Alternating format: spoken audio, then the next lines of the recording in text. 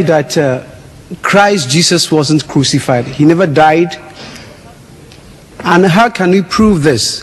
Because this is the only thing which is actually, excuse me, protecting me or trying to retard my progress to become a Muslim. All my students, I'm sure some of them are here, they know of my ambition. But my aim and the truth is what I'm looking for. Because I believe a day will come I must stand by the judgment throne to actually testify all what I've done on earth. But how am I going to find that truth? Because it has been told that we the Christian believe that Christ died and rose to show to the world that after death there is life. This is the proof. But if I can just have that, hallelujah, I would turn tonight to be a Muslim. I prove this to you. The brother said, now if he can be made certain that this crucifixion didn't take place, he is prepared to accept Islam tonight. Let us see. Man says, I want to find the truth.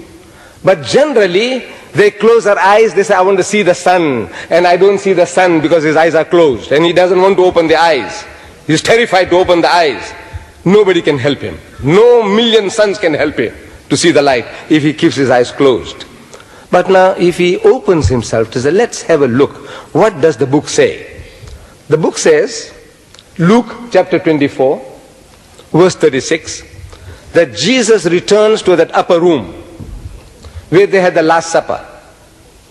The Christian knows what I'm talking about. Before his alleged crucifixion, Jesus went to that upper room in Jerusalem, and with his disciples they had the Last Supper.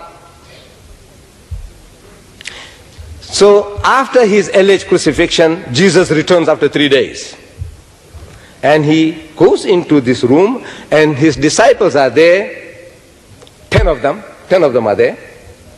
And he wishes them in Hebrew, Shalom Aleichem, same as Salam Alaikum in Arabic. When he said, peace be unto you, Salam Alaikum, his disciples were terrified. So I'm asking my Christian brothers, why were they terrified? They were affrighted because they thought he was a spirit. Am I quoting correctly your scripture? Yeah. Yes. So I'm asking, did he look like a spirit? Did he look like a ghost, a spook? They said no. Then I said, why should they think the man is a spirit when he didn't look like one? Christian gets puzzled. Because they say they thought that he was a spirit. So I said, you see, the reason is that the disciples of Jesus, his Hawariyun, they had heard from hearsay, people talking, that the master, Jesus, was hanged on the cross. They had heard from hearsay, people talking, that he had given up the ghost, his spirit had come out, he had died. They had heard from hearsay, people talking, that now he's dead and buried for 3 days. All the knowledge is from hearsay, people talking, because Mark chapter 14 verse 50, he tells us that at the most critical juncture in the life of Jesus, all his disciples forsook him and fled. All. So I'm asking, does all mean all in your language, you Englishman? He said yes. So they were not there. All the knowledge from what they heard. So on hearsay knowledge, if you know about a man who is dead and buried for 3 days, you expect him to be stinking in his grave. Am I right? After 3 days, the man should be stinking in his grave. Such a person you see, naturally you are terrified. Because you think he's a spook, a ghost, a spirit. So Jesus wants to assure them that he's not what they are thinking. They are thinking he has come back from the dead, resurrected. So he says, Unzuru ila yadayya wa rijlayya.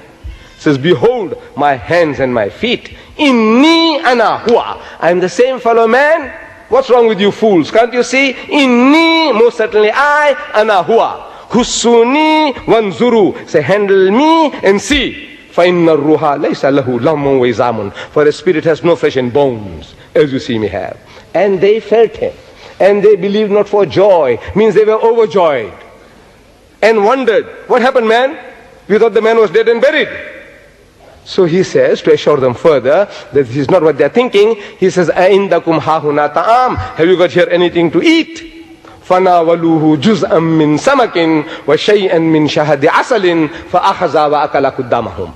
And they gave him a piece of broiled fish and a honeycomb, and he took it and he ate in the very sight to prove what? There is a ghost, he's a spook, he's a spirit. What is he proving? I'm a same fellow man, damn fools, what are you afraid of me for? This is what he's proving to them. He's telling them that he's not what you are thinking. And yet you say, no, he is. He said he's not a spirit, you say he is. Amazing, amazing sense of logic reasoning.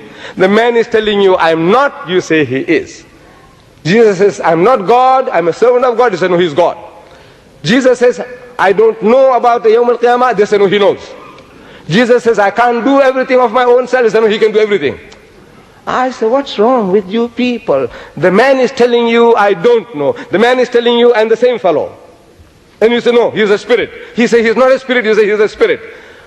I want to know whether you understand English. I don't know Ghanaian, although I've told you in the Ghanaian language. Okay? A spirit has no flesh and bones. Why does he tell you a spirit has no flesh and bones? Look, it's an axiomatic truth. Everybody agrees. Whether Hindu, Jew, atheist, agnostic, spirit has no flesh and bones. So why must he tell you that? Because you are thinking that he is. He said he is not that. And he's eating broiled fish and honeycomb. Do resurrected bodies eat broiled fish and honeycomb? Do they? That when we wake up, Yawm al-Qiyamah, everybody eating broiled fish and honeycomb? Is that what it is? So what is this? The man is telling you he is not, and you say, no, he is. I said, this is this. The Quran discussed. Jesus said, seeing they see not, hearing they hear not, neither do they understand. The Quran confirms that. It's a summum bukmun umyun fahum la yarji'un. Deaf, dumb and blind, they will not return to the path. If you want to see, the signs are there. This booklet is here. I don't know whether you got this, crucifixion or crucifixion. Have you got this? Yes. Now, look man, the whole thing. There isn't a Christian born. Look, brother, listen. I'm offering your mighty Christian giants in America meeting in the Madison Square Garden at my expense. You get me Jerry Falwell or Pat Robertson or Billy Graham, and I will give you $10,000 present. If you can make any one of those to agree to discuss this with me in America in Madison Square Garden, I will give you as a present $10,000.